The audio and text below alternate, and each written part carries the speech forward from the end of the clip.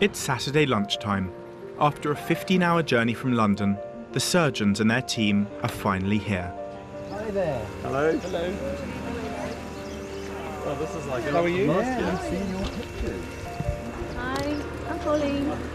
Hello. Hi. Very good. This is David Dunaway's first trip to Ethiopia. It's quite shocking to see so many children who've been so severely affected by Noma. You just get out of the bus and there are all these people. Unfortunately, there's 56 people here, I think. There's no way we're going to be able to treat all of those people. Can you ask whether she's scared or nervous? I'm just looking for her to have this operation. How will she feel if she doesn't get the surgery for one reason or another? I would be very angry if they can't treat me this time. Hi, David. Hey, Larry, you all right? Good Fine, flight? thank you. Yeah. LaRue's been here 5 times before. I want to know how he copes with it all. You cool. You just can't do everything.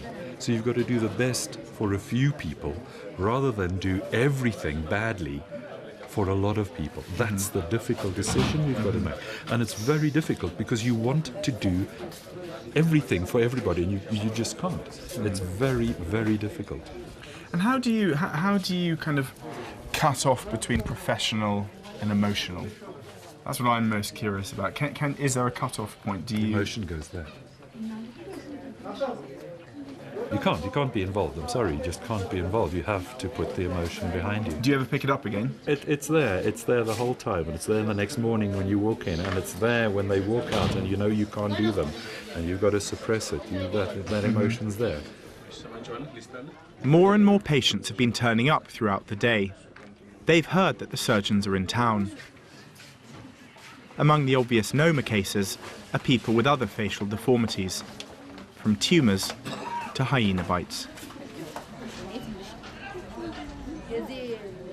I thought... The team have given themselves a day to see all of the potential cases. Demand is unbelievable, so they start making assessments straight away. I think you can just bring the soft tissue straight over, actually, as a turnover. I don't think you're going to... The doctors have different specialities. LaRue and Neil Bulstrode are consultant plastic surgeons.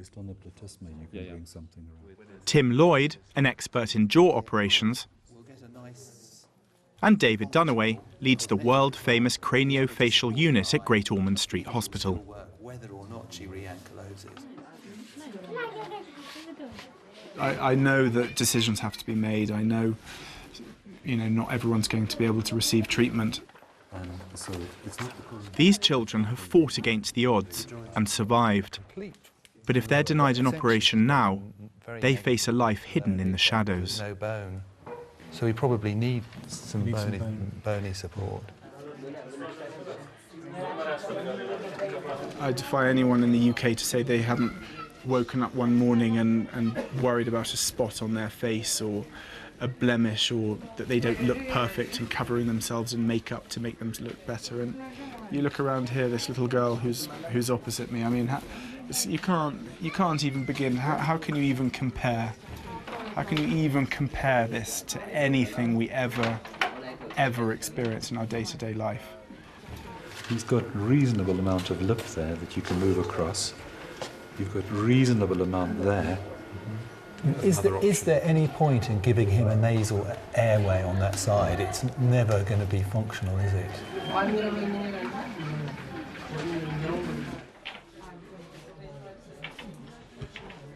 Nestor, okay, we've seen your pictures so many times. Mr. Keena, she's a 7-year-old girl, and unfortunately it's a really nasty Noma very early on in life. She's got a complete trismus as well. Apart from that, she's medically fit and well. Mesdekima was refused surgery before, as her injuries were so severe, and I worry what will happen this time. Does she see from her eye? It's a big, thick flap, a scapular and parascapular flap. It's a huge it's horrible flap as well. It looks ghastly. Saranchanshi? Okay. CT scan? Definitely, yeah. Okay.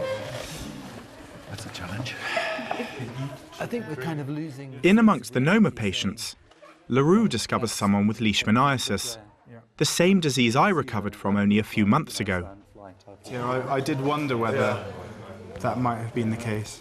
Wow. I think when you see a patient for whom it, really has progressed into their face, as could have happened to me, it definitely, I suppose it reaffirms what other people had told me about the potential severity of it, which I never believed. There was, I had, a couple of holes on my body, could cover them up with a shirt or whatever, but I never really believed that it would happen into my face. Eye protection for those who are sighted, Yes. and have an exposed eye, that's a #1 priority, isn't it? This surgery is very risky. The team have limited time and facilities, but they're also worried that some of the children's injuries are just too extreme. All this will affect their decisions on who will and who won't get an operation. Don't want anyone to get dizzy and sick. You okay? So if we could do one of the simpler ankylosis cases to start with tomorrow, So it doesn't and need get so the much initial soft tissue. If he doesn't get the surgery this time, how will he feel?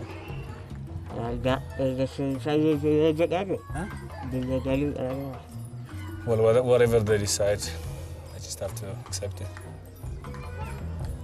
20. The surgeons have been in the country less than 24 hours. Already they've seen over 50 patients. By Sunday morning, they've decided who'll be the first to get an operation.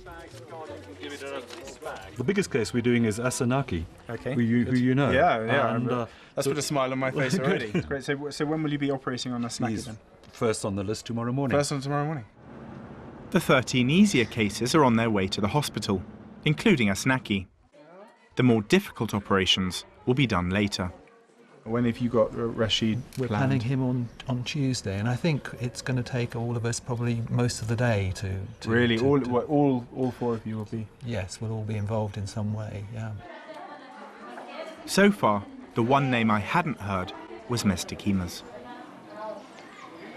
She's a very, very serious problem, and the most complex and most in need of help, really. But she has such a big defect. I know that the anaesthetists working with us are really very concerned that we shouldn't lose too much blood. So we'll see how those first 2 cases go in the environment that we've got here, and then I think we'll make a decision between ourselves as to whether or not it's safe to proceed with Mestikema. So Mestikema is still not a guarantee?